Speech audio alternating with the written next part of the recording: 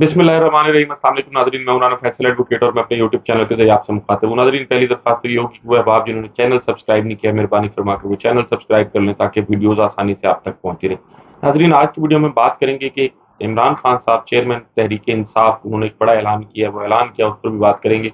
उसके साथ साथ साइफर केस में आज कुछ डेवलपमेंट्स हुई हैं, उन डेवलपमेंट्स पर भी आपसे बात करेंगे। और फवाद चौधरी साहब के केस में मुजरिमाना खामोशी का मुजाहरा किया गया है, किसकी जानिब से किया गया है, इस पर भी बात करेंगे। पहले बात करते हैं कि साइफर केस जो है वो उसके हवाले से आज डेवलपमेंट्स क्या होंगी। नाजरीन, साइफर केस की डेवलपमेंट्स को समझने से पहले जो है ये ज़रूरी है कि साइफर का वो मुकदमा जो इमरान खान साहब पर बनाया गया है वो समझ लिया जाए। मैं आपके सामने वो हलफ रख देता हूँ जो वजीर आजम पाकिस्तान का है, उसके बाद ये फैसला नाजरीन करेंगे कि क्या इमरान खान साहब पर केस बनाया जा सकता है या नहीं। नाजरीन, हलफ ये है जो पाकिस्तान के आइन में दर्ज है कि मैं यानी जो भी वजीर आजम होगा सिद्के दिल से हलफ उठाता हूँ कि मैं मुसलमान हूँ और वहदत तौहीद कादर मुतलक अल्लाह तबारक व ताला कुतुब इलाहिया जिनमें कुरान पाक खतमुल कुतुब है, नबूवत हजरत मोहम्मद मुस्तफ़ा सल्लल्लाहु अलैहि वसल्लम बहसीयत खातमुन नबिय्यीन जिनके बाद कोई नबी नहीं हो सकता, रोज़े क़यामत और कुरान पाक व सुन्नत की जुमला मुक्तज़ियात पर तालीमात पर ईमान रखता हूँ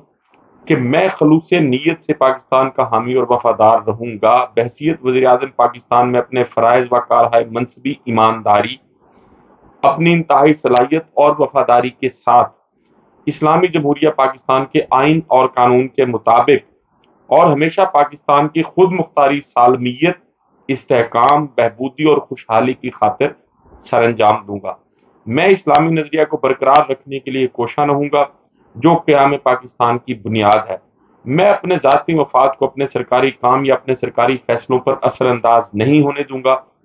मैं इस्लामी जमहूरिया पाकिस्तान के आइन को बरकरार रखूंगा और इसका तहफ़्फ़ुज़ और दिफा करूंगा। मैं हर हालत में हर किस्म के लोगों के साथ बिला खौफ और रियायत और बिला रगबत व इनाद कानून के मुताबिक इंसाफ करूंगा। मैं किसी शख्स की बिला वास्ता या बिल वास्ता किसी ऐसे मामले को की ना इतला दूंगा और ना ही उसे जाहिर करूंगा जो बहसीयत वज़ीर आज़म पाकिस्तान मेरे सामने गौर के लिए पेश किया जाएगा या मेरे इल्म में आएगा,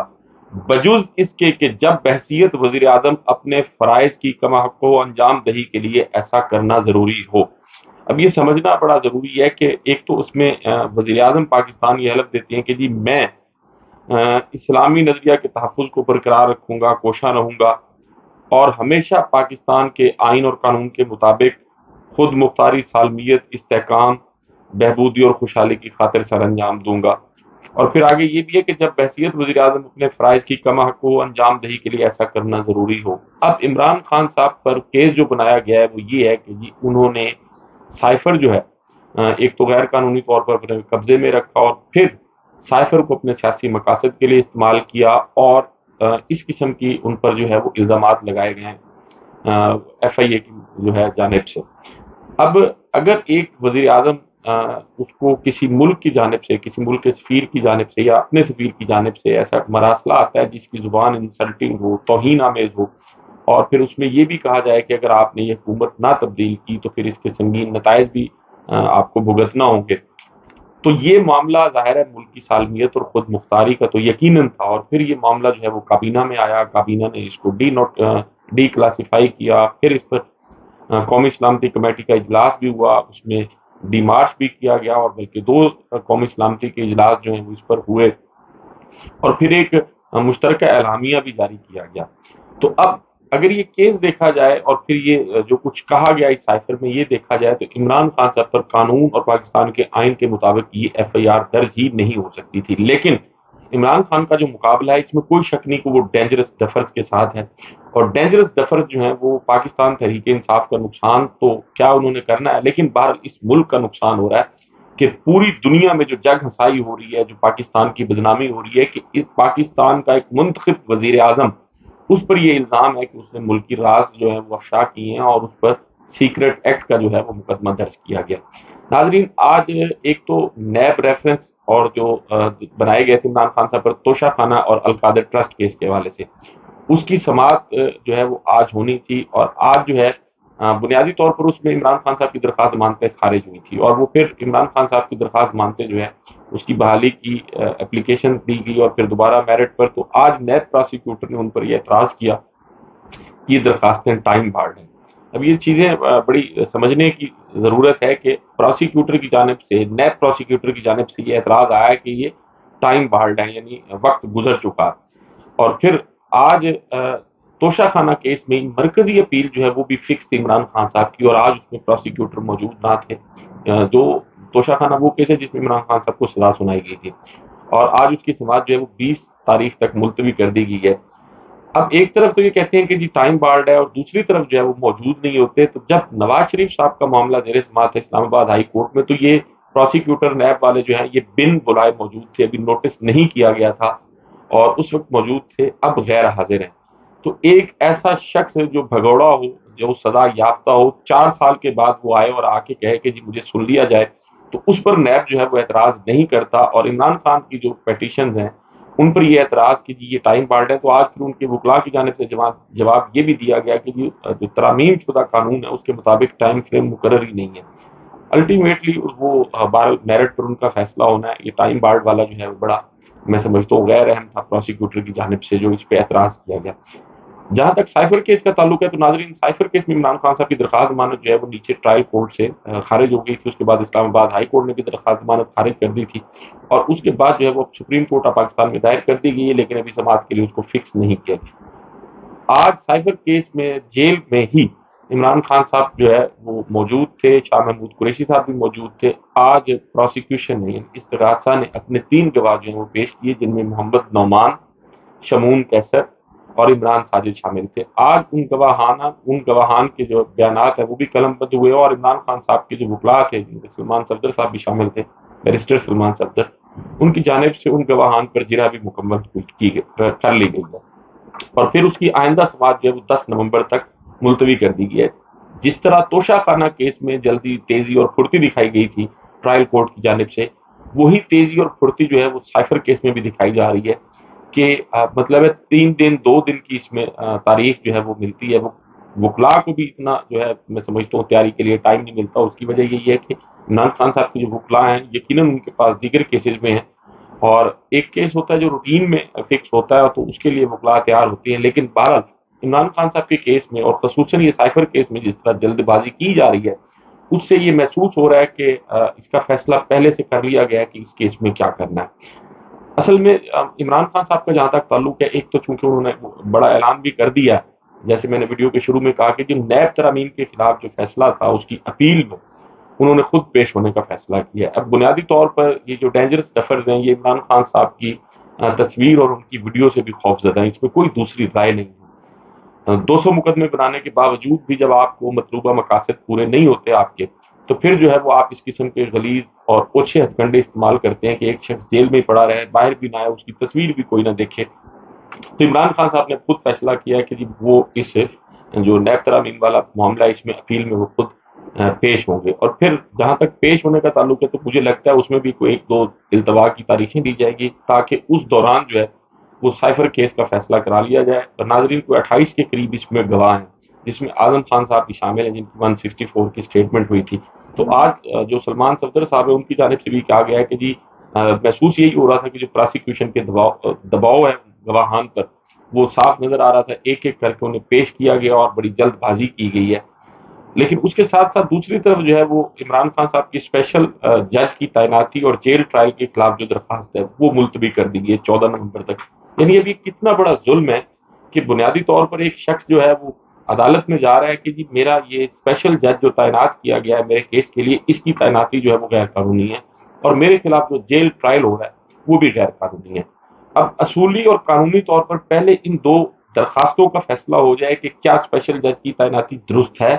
اگر تو درست ہے تو پھر ٹرائل جو ہے وہ جاری رکھا جائے، اور جہاں تک جیل ٹرائل کا تعلق ہے پہلے اس درخواست کا فیصلہ ہوگا کہ کیا جیل میں ٹرائل ہونا درست ہے یا نہیں۔ لیکن ان دونوں درخواستوں پر فیصلہ نہیں کیا گیا، اور اس کے باوجود کہ معاملہ جو ہے وہ اپیلیٹ کورٹ میں زیر سماعت ہے، سائفر کیس میں دھڑا دھڑ جو ہے وہ پروسیکیوشن اس کو سپورٹ کیا جا رہا ہے، اور ان کے گواہان جو ہیں ان کے بیانات قلم بند کیے جا رہے ہیں۔ آج ویسے اس میں ایک میں سمجھتا ہوں سپریم کورٹ نے فیصلہ دے دیا ایک قسم کا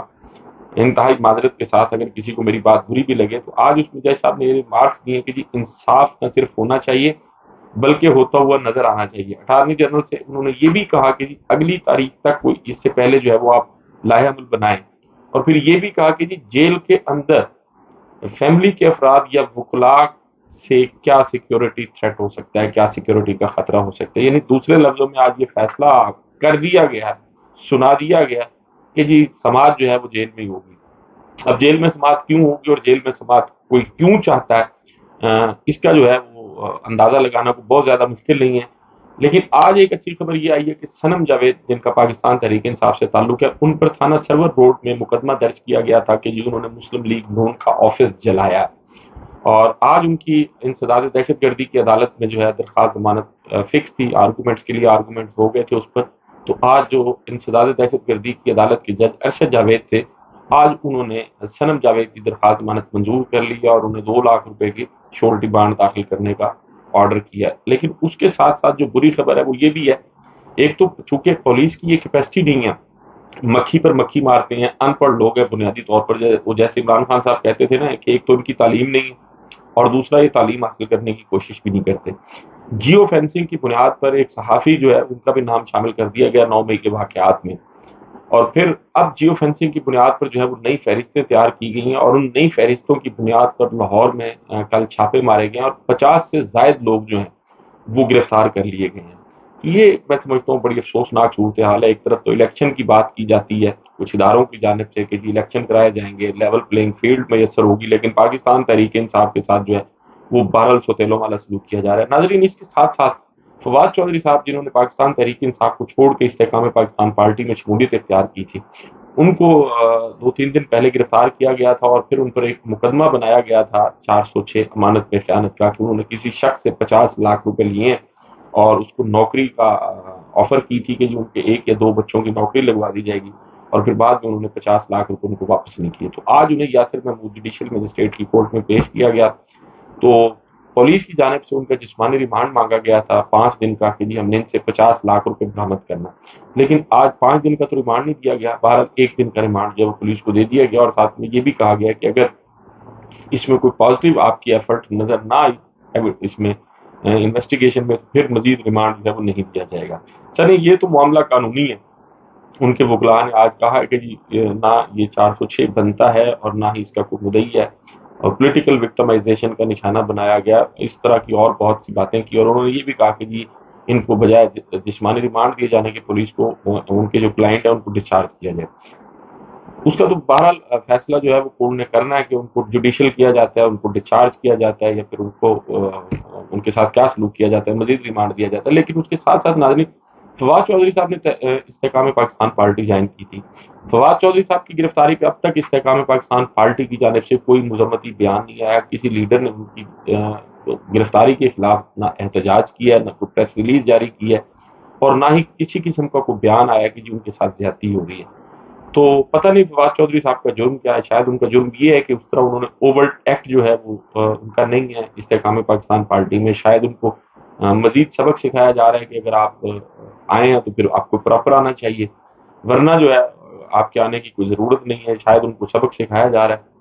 لیکن یہ ساری چیزیں جو ہے ناظرین یہ بڑی افسوسناک ہے. اس میں کوئی دوسری رائے نہیں ہے کہ عمران خان صاحب کا جو مقابلہ جن لوگوں کے ساتھ ہے وہ اپنا پورا زور لگا رہے ہیں, اور اب بھی ان کی کوشش یہ ہے کہ عمران خان صاحب جو ہے ان کو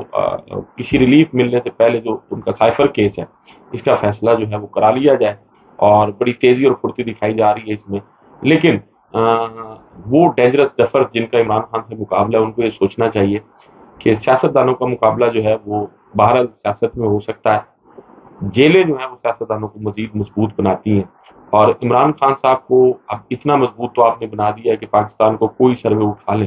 تو 80% سے زیادہ لوگ جو ہے وہ پی ٹی آئی کی سپورٹ کر رہے ہیں. ناظرین, آپ سے ملاقات ہوگی اگلی ویڈیو میں. اپنا اور اپنے ارد گرد کے لوگوں کا بہت خیال رکھیے گا. اللہ حافظ.